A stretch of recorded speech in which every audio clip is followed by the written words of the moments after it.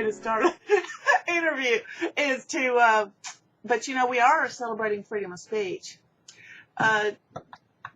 Just to kind of give you a point in time, Queen Elizabeth died today. Queen Elizabeth II died today. So that makes it September 8th, 2022. I'm going to miss her.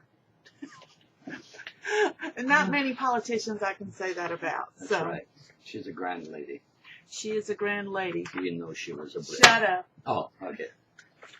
Him and his Irishness. All right. We're ignoring him. See. Well, good afternoon, morning, evening, nighttime, middle of the night, whenever you're watching this. My name is Angela K. Durden, and I am an author of over 15 books. I've got more coming down the pike. I'm also the founder and principal of a publisher called Blue Room Books Publishing. We went into operation in 2017. You can learn more about us by going to blueroombooks.com. Blue Room Books is the publisher of Jedwin Smith's books. A Marine and a journalist walk into a bar.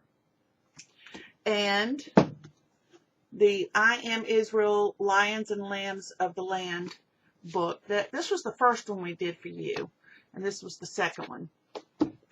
All available on Amazon.com. If you want to learn more about Jedwin Smith here, you can go to JedwinSmith.com, and there you can find out some history, other books that he has available that he's written through the years, and we'll get to you in just a minute to let you kind of give some of your backstory. But cool. But how are you today, Jedwin? I know you're good because you're smiling. I feel like Charlie McCarthy here. I'm just sitting here waiting for somebody. Okay. Charlie McCarthy was the Edgar Bergen was Edgar the guy, Bergen, the human, right. and the Right. Charlie McCarthy. Oh, you're a good man to know your place. Yes, I do. Went around a woman. Yes, I tell you. Oh, God. Life is good. It is good. Now, I'm going to be very quick about this. I met Jedwin years ago through somebody by the name of Ron Aiken. And Ron and I knew each other because we lived close together down in Henry County, Georgia. And I told him I'm looking for an editor. Did he know anybody? And he said, yes, I do. I know Jedwin Smith. So I hired Jedwin for a project. It was a multi-author project between me and 3 other women. And that project we got going, and it was successful. And that's been 2009. Yes. 2009. A lifetime ago. A lifetime ago. And I know I ran my mouth at our first meeting, and Jedwin felt like he got ran over by a dump truck. I still got the skid marks right here. Yes, right. But in the talking of the project, he was asking questions, and I told him that I was in the process of making up my mind, and I pretty much made up my mind to divorce my husband. And so that's a long story that we need to go into here. But he could tell that I needed to be around people who thought like I did about words, that understood words, that appreciated them, and that was a writer like myself. And he had just about the year before, started a writing critique group, and that I later named the Jedwinistas. Right. And he said, you need to join this group, Angela. You need to get out of that house. You need to be somewhere where there's some positive stuff. And I have been in that group since 2009. Can you believe that? Yes, I can. Wow. Right. That's what, 13 years? 12 years? A lifetime ago. It does feel like it, doesn't right. it? It does. So, from all of these years of being in this group with you, I've gotten to know you really well. And I'm proud to say that Jedwin's my friend, and I'm happy to call him that too. But then you went to Israel. Yes. And you were going to write a book about the history of Israel, because you are a military historian. So you were going to write some of the modern day history of Israel. Tell us about that and how it came to be. It was very bizarre because I really didn't want to go back into the Middle East because I covered the war in Beirut, and the introduction of Hezbollah at that time in 1983, I managed to get on their death list, and because I thought they were just bloodthirsty terrorists, and I read, that's what I wrote. But anyway, I got on their death list, so when the opportunity to go to Israel came up, I just said, well, I gave up my death wish a while ago. And but anyway, I went, spent 100 days in an Arab village, which wasn't my choice to begin with. Anyway, I like being surrounded by. Where was this Arab village located? It's Abu Ghosh. It was about 11 miles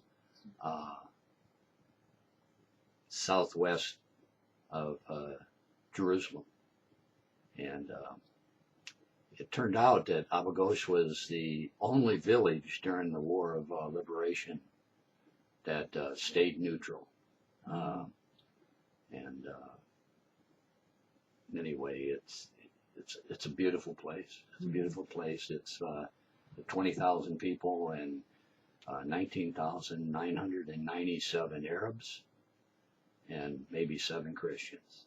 And in that one village. In that one village. But I've always been a believer in that you can't really write about a nation of people unless you live with them and just live the way they live and experience everything what they experience. And it was really an eye-opening situation. But all my contacts, as soon as arrived, there was the Syrians started playing around up there on the Golan Heights, and all my contacts had to be rushed up to the Golan, fearing more terrorist attacks or. So all your contacts of who you were going to interview disappeared in the wind. Disappeared. It's man. All of a sudden I found myself 100 days in Israel. I didn't have a car, so I planned on relying on their bus system. They didn't serve steaks. They didn't do what? Steaks. You couldn't get a steak.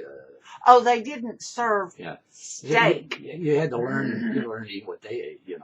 So, I always joked about it being grass clippings and stuff like that. But a lot of salads. And no bacon. No pork chops. If you're Irish, you got to live on pork chops. No pork chops. But it was quite an experience. But I had no contacts. And the way I explained it is to people when they asked, I said, I lived in a Christian prayer house, and there'd be like a knock on the door, and I'd go to answer it, and there'd be somebody sitting there, a complete stranger, saying, "No, you don't know me, but I'm supposed to be in your book." Well, okay. Come on in. Let's chat. I'm exaggerating on that, but that's just. It's not much of an exaggeration, right. Though. It's it's like I contact the Christian embassy right off the bat. My wife said, you got to contact the Christian embassy, and my thing was, hey, I'm not writing about religion. I don't want to get into that atmosphere, but. Yeah, because your focus was about the modern day history right. of the modern day state of Israel, how it came to be, who was instrumental in getting it together, the big players, the big right. picture, and all this sort of thing. And you ended up telling a story that to me was much more powerful, which is why I said, please let me publish this book. Right. It was more about not the movers and the shakers that are well known and that are in the history books, but it's about everyday people who stood up for what they knew was right. And some died early on, some lived for a long time, some came from the Nazi death camps and were not believed by their relatives when they got to Israel.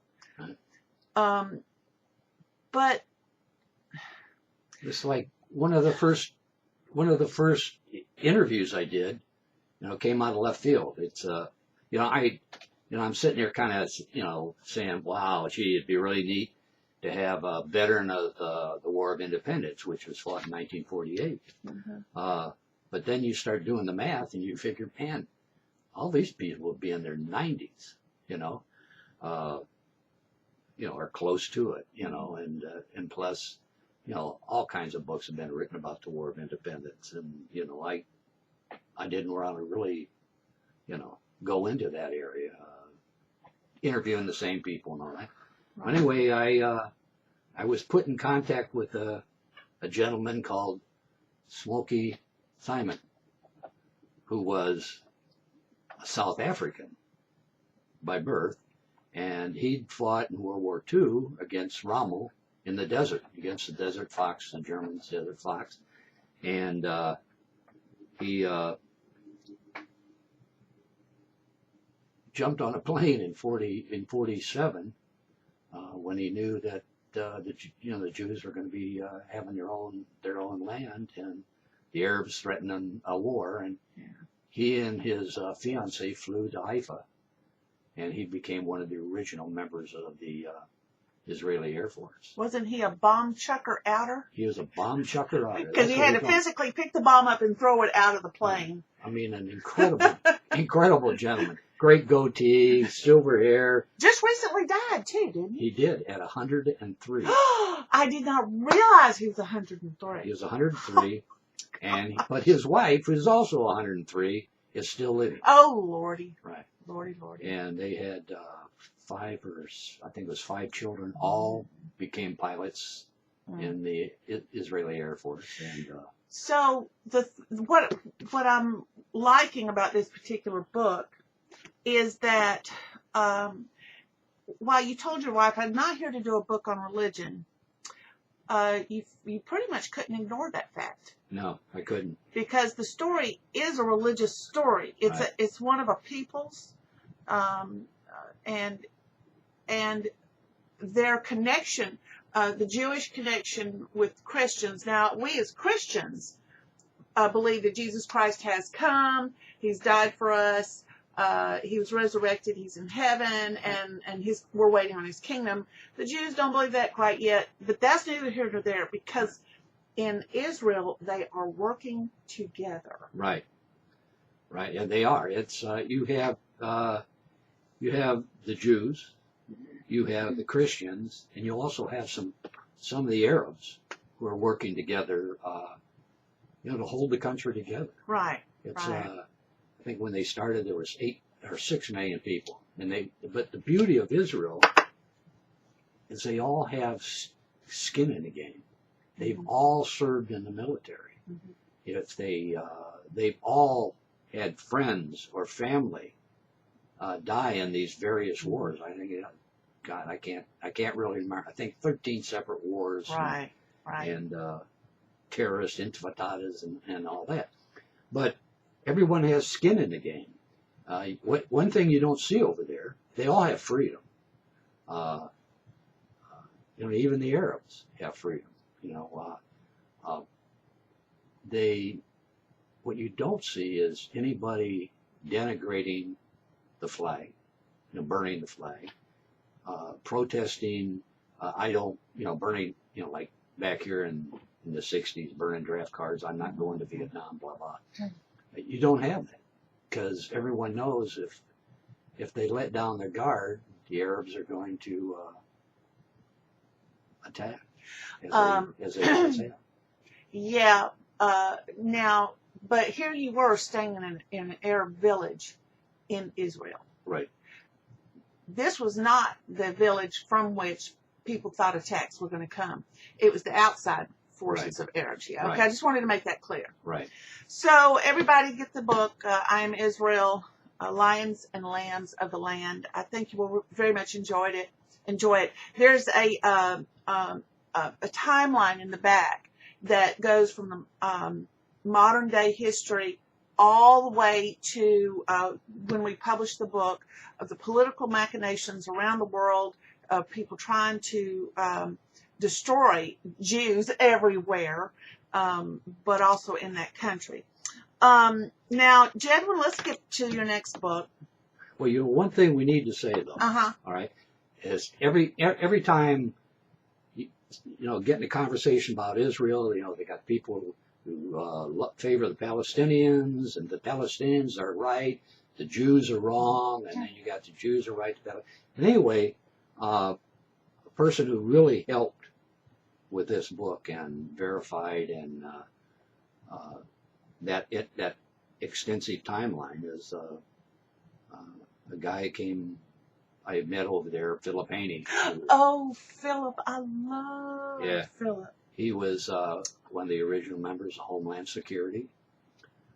He became a whistleblower because of the 9/11 attacks and the Fort Hood attack by the major out there, who the politicians said, no, he was just, he just got a little carried away one day and, I don't know what, killed 13, 11, I know. Servicemen. But anyway, Philip was in the process of working on a blockbuster book in which he wanted our help, and he was murdered.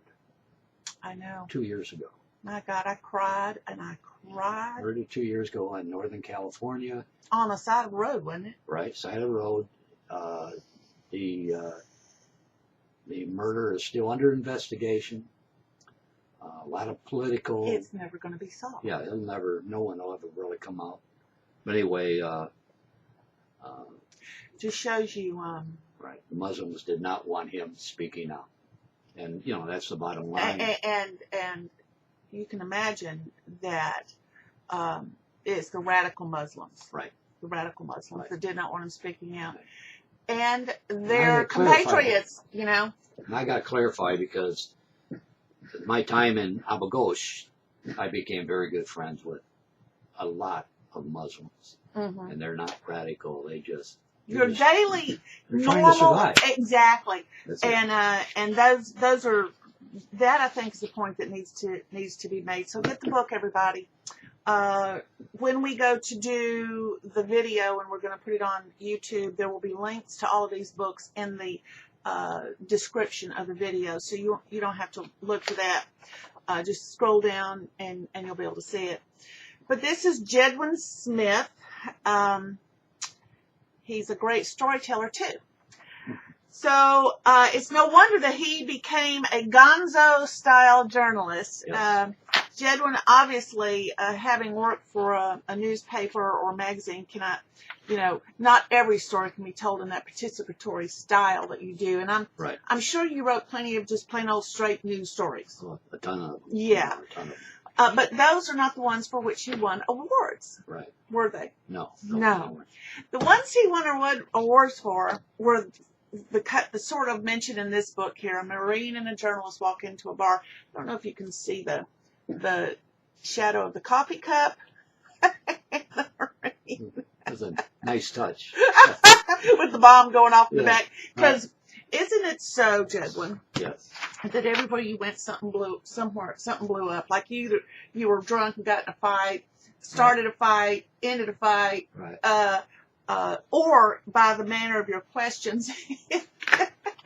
Look, this book Somebody swung at me, has some great stories of, let's see here now.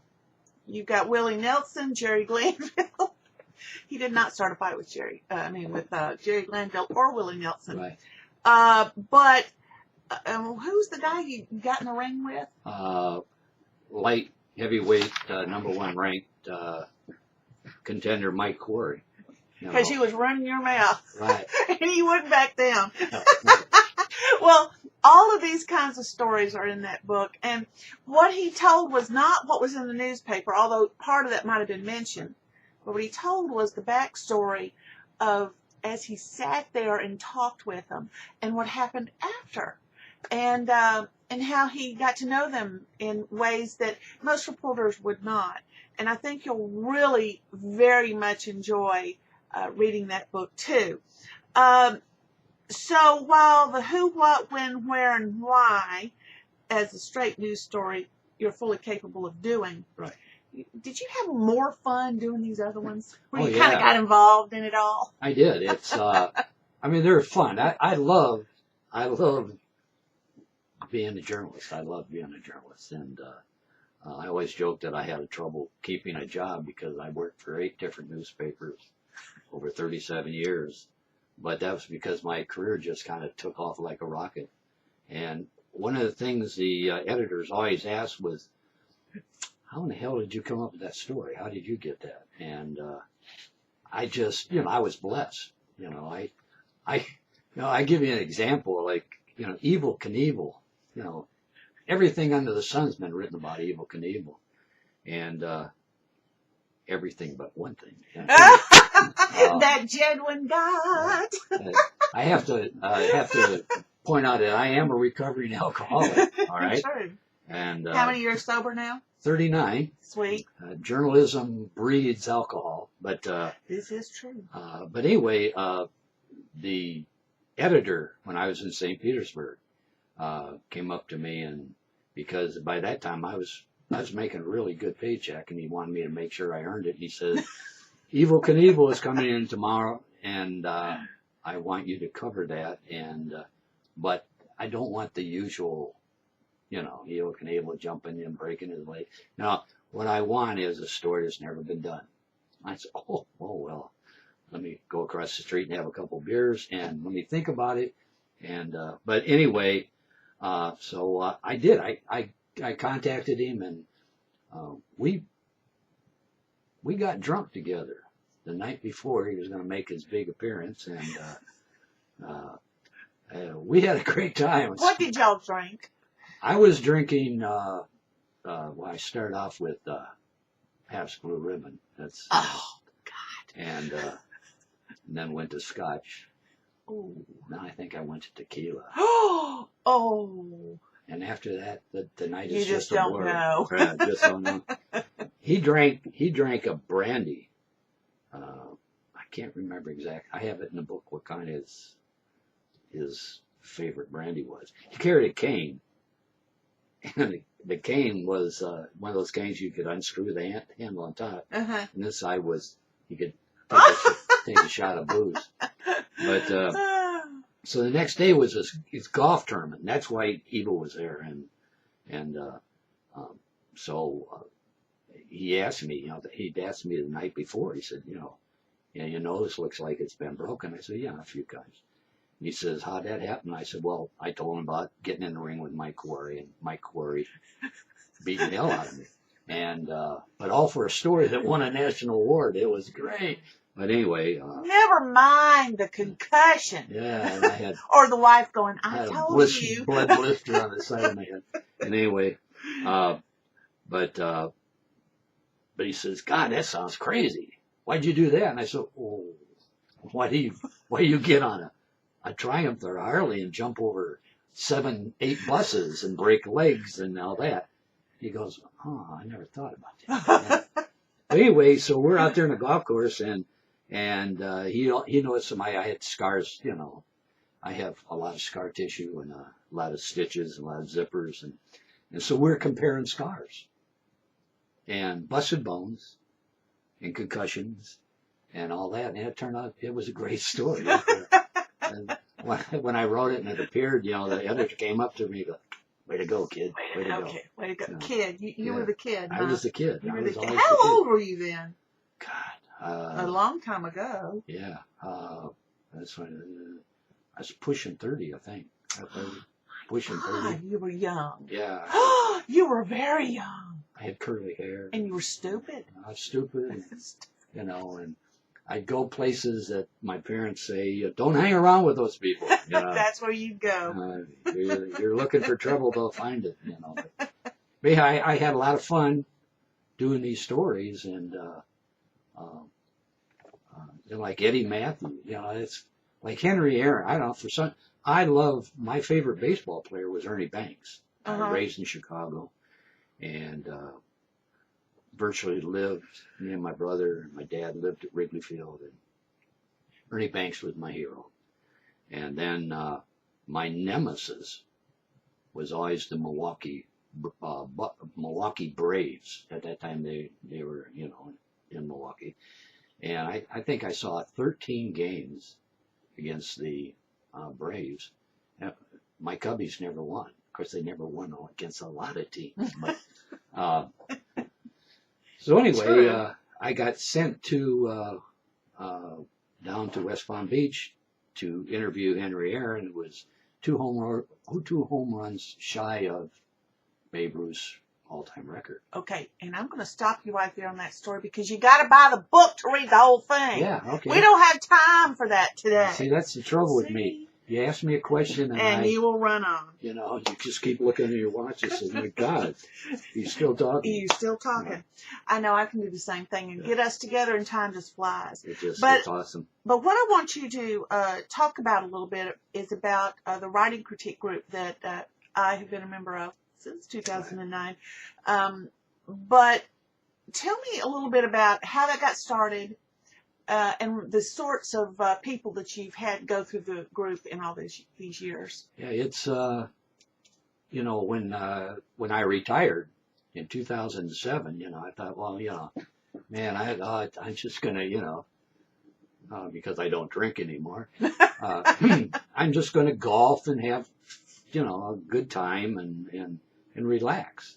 But after about a year, I was going nuts because you can only watch so many of the Golden Girls on TV, and Jedwin, your blood is made of ink. Yeah. You can't not right. deal with words. I mean, right. You just can't not. Right. So I talked to a good friend of mine, George Weinstein. I said, I'm not a teacher, but I think maybe I want to start a kind of a writing class. And he said, that's a great idea, and from that conversation came the Jedwinistas. Mm-hmm. At that time there were just a writing group. They didn't have a name because Angela. I had to name it. Right, yes, because Angela hadn't joined yet to take it over and everything. I have not taken it over. But anyway. I did name it. One of the things, my first book was The Mills Lane back in 1997, and then I kept writing after that. And I'd go to book signings, and I'd see a famous author come in, and I saw him, being friendly, and I just saw some jerks too that and I always thought, man, one of the things I'd experienced a lot in the book business was, disappointment, rejection, people saying, what in the world are you writing a book for? Why don't you just take it easy? You're not going to make $1 million, and all that. But I needed to be around people, and I needed to talk about writing. And so I just said, okay, what I'm going to do is going to have this group, try to keep it small, and I'm going to be a cheerleader. A cheerleader and a coach. I'm going to find out the good things they're doing. I'll talk about that. At the same time, I'll take and edit their chapter, and I use red ink, which reminds me of my favorite color, blood. But anyway, but build people up because, I've always said that, don't sit there and beat yourself up, because if you just stop a second and look over your shoulder, you'll see a whole line of people standing in line to kick you in the butt. Mm-hmm. All right. So, you know, And that is so keep true. keep a positive attitude. Keep thinking positive, and you know, one thing in the group, I don't allow, you know, people to sit there and shred somebody and, you know, get malicious, you know, because right now I'm in my 70s and I'm too old to fight, you know, so I can't rush across the room and dope slap somebody. But anyway, you know, let's keep it positive. And the thing about it is, I think right now there's 22 of the people who've gone through the class, they're published, you know, and I say this, and I'm sure they don't believe me, but I've had writers in the class that, if I was honest, I'd say, you know, God, I'm jealous of them because I can't write that well. But You know, some great writers. As long as I've been in the group, I have the exact same thought process about people. And I know they have the same thought process about me that you have about others. Man, that is great. I can't write like that. Right. But that's the strength, to me, that's the strength of the group, is that we have, because there's a lot of writing critique groups that are very competitive in a negative way, and or the person that sets it up wants to be the final arbiter of what is good writing. And let me tell you, I've seen some stuff go through this group that was, I just sit back and I just go, why can't I write like that? Right. And come to find out, they're thinking the same thing about my stuff. And both of us can't write what the other's writing at all, whether it's fiction, nonfiction, memoir, and oh my God. No, it's like, you know, agents, publishers will say, you know, I'll publish the book, but you're writing in the third person. It really should be the first person or whatever, and all that. You know, they have this whole set of rules, and I will tell you that it may be their set of rules fits their business model, right? But if your heart that's in your book is working, and is working for you, the author, then for you to now be told you've got to completely change it because it doesn't fit our business model, that's just not a deal that needs to be made. Right. You know, it's just not a deal that needs to be made. Now you look at movies, and you know, years ago, trying to think of it, I can't think of his name right now, but Pulp Fiction, you know, Quentin Tarantino. You know, he starts the movie at the end and it picks up. Same with I can't think of it right now, but a murder mystery, but it was a great. Yeah. Anyway, you know, so Hollywood said, you can't do that. You can't do that. Yeah, but the movie is just brilliant. It wins Academy Awards and all this stuff. You know, I was watching one of my favorite shows last night on DVD, 1883. The story's told by a dead woman. All right? Oh, you can't do that. I mean, she's dead, and you know, you can't do that. It's brilliant. Yeah. It's just absolutely brilliant. But so that to me has been the strength of this particular writing critique. Throw the rules out. You know? Throw the rules out, see what happens, and oftentimes it's brilliant stuff. Right. Really brilliant stuff. Well, everybody, we're talking with Jedwin Smith today. JedwinSmith.com. Visit his website. You'll be able to learn some more about him. We are Blue Room Books, publisher of Jedwin Smith's books. I Am Israel, Lions and Lambs of the Land, and The Marine and a Journalist Walk into a Bar.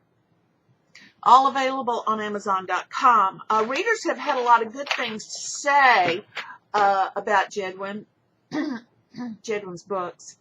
A Marine and a Journalist Walk into a Bar clearly is no one-line preface to a joke. No. This is another Jedwin Smith page-turner that belongs in everyone's bookcase. It's an effortless read that expertly paints a picture of the author himself, Jedwin Smith, who combines a tough Marine Corps persona and real-life Marine Corps with his award-winning career as a storyteller, tending to gravitate toward good old boy, a little rough around the edges subjects. And that's true. And then for the book Lions and Lambs of the Land, though I've traveled to Israel yearly for the last 2 decades, Jedwin Smith's book expanded my own understanding of the very soul of the nation. A gifted award-winning journalist, blah, blah, blah, more awesome stuff. It's all on Amazon. You can read a bunch of the reviews there and what people have said. Bless you. Now, before we finish up, Jedwin, I have a list of 10 questions. Ouch. 1 through 10. 1 through 10. All right. Pick 2 of the numbers and tell me what they are. And I'm going to ask you those questions. 3 and 6. 3 and 6. 3. What 2 books would you want with you if you were stranded on a deserted island? It doesn't have to be a desert island, just deserted. Deserted island. Fear and Loathing by Hunter S. Thompson. I just... Fear and Loathing in Las Vegas? Or Las Vegas, it's an anthology. It's about 3 inches thick. But it's anthology, and everyone thinks of Hunter S. Thompson as this whacked out dude. But in that book is one of the earliest stories he did. It was on Ernest Hemingway. And it's pure newspaper reporting, no zaniness, and it's a gut punch. But Hunter S. Thompson's a brilliant writer. And so what's the other book? The other book would be the Bible. Yep. Believe it or not, that's one of the things when the Israel book. I dance back and forth about belief and all that. Being a Marine, being a war correspondent, you see a lot of death. You walk away with a lot of why, which can never ever be. My nervousness can never ever be answered in full. And so I skirted the subject. But in Israel, actually walking in the footsteps of Jesus and Abraham, Isaac and Jacob, and wow, meeting people like the Holocaust survivor Judith. I met one of the toughest interviews I did. I just sat there and she's talking, and I'm virtually trying to stop the tears. You learn. You get real close to the human soul. And instead of thinking about Muslims who might blow you up in a terrorist attack, like in Beirut, you start thinking about, wow, maybe I ought to sit down with them and just talk about life, not religion, just life, and how they've managed to survive. And you do that. And the more you do that, the closer you get with, like an alcoholic anonymous, we call it the higher power. And it's getting close to God. And it's, I don't have a great penchant right now to locking a load in an M14 or 16, but I read the Bible, and I'm getting to be a better person, so, and 3-6, I picked 3-6 because that was the over-under in Vegas on how long I would live. Really? Yes, it was. What? Tell this story. Right. Tell the story. No, everyone thought that I was going to one, burn out, 2, die in a traffic accident, or get popped by a sniper in the Middle East or Horn of Africa. It's so I'm alive and I'm happy. But anyway, I joke about it. But well, then you're going to love question 6. Oh, okay. Jedwin, have you ever been roller skating? And oh, Jesus. If yes, why did you stop going roller skating? Roller skating. I tried to roller skate. As a kid, I tried ice skating. And I've always had very weak ankles. weak ankles. Oh, I always that's had to be not taped good. for a basketball game, a football game, and so I tried the ice skating and falling face first into the ice and all that. Then I tried. Well, I said, well, roller skating, it's got to be a lot safer. And no, oh God, no, because I get going and no one told me how to stop. So it was into the rails all the time. If I wanted to stop, that's how or I tried it. I said, well, if I just sit down, that'll, and you break your butt, but I never could, I never could survive. That is roller hilarious. Skating. Man, the last time I went roller skating, my daughter was 2. Oh, my God. I'm not telling anybody how long ago that was. No, not going to do it. Not going to do it. Let's see here now. Okay, well, everybody, this is the end of our, what do you call this, an interview or just a fun chat? Yes. That's what writing's all about. You got to have fun. This is true. This is true. You can't be blood, it just can't be life and death and, worry and, oh God, what am I going to do? I always said, it sounds simplistic. I say, if you write 1 page a day, just 1 page a day, at the end of the year, you got a book, 365 pages. Yeah. Sounds simple. Yeah. Yeah. Everybody, this is Jedwin Smith, jedwinsmith.com. I am Angela K. The middle initial is very important.